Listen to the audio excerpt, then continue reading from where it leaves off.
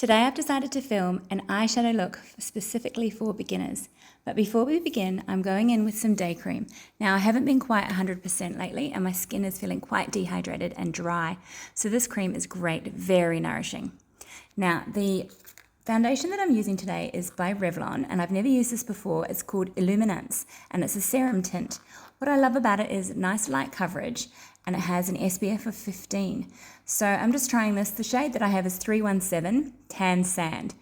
And I'm using a beauty blender to sort of blend this into my skin. And I find that it is a really correct color. I just picked this one off the shelf. It was on special. I just thought I'd like to try and show you another foundation, something that's a little bit more affordable. So I'm just blending this in all over my skin, making sure I get it everywhere, all over my eyes.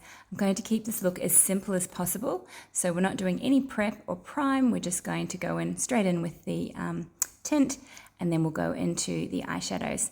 Now I'm just making sure I get down my neck and I'm just using the residual on my décolletage and I'm going in on my nose again as well and my cheeks. This is the Holme Beauty and this is the Instant Contour Wand. This is in light medium. And I use this one quite a lot. It's a really affordable, creamy contour, and I just feel it buffs in, it creates a little bit of extra warmth to my skin, but also gives me a little bit of definition as well.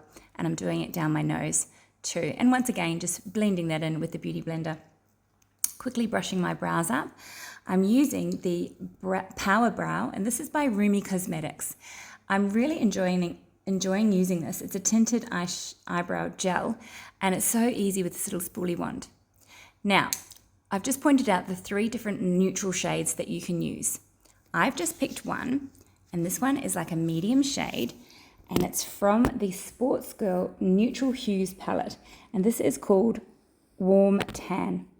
So basically what we're doing is we're taking this one shadow and we're using a rather large fluffy brush and we're just placing it all over the mobile lid and just buffing it up into the crease. Just one shadow, that is it. Just placing it all over. And if you really want to keep it easy, you could stick with that.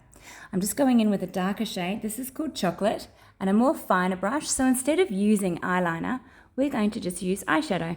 So I'm just placing it there. I'm grabbing a slightly denser brush and just literally blending it across that lash line and into that little corner there, just to create a very slight bit of definition of the eye.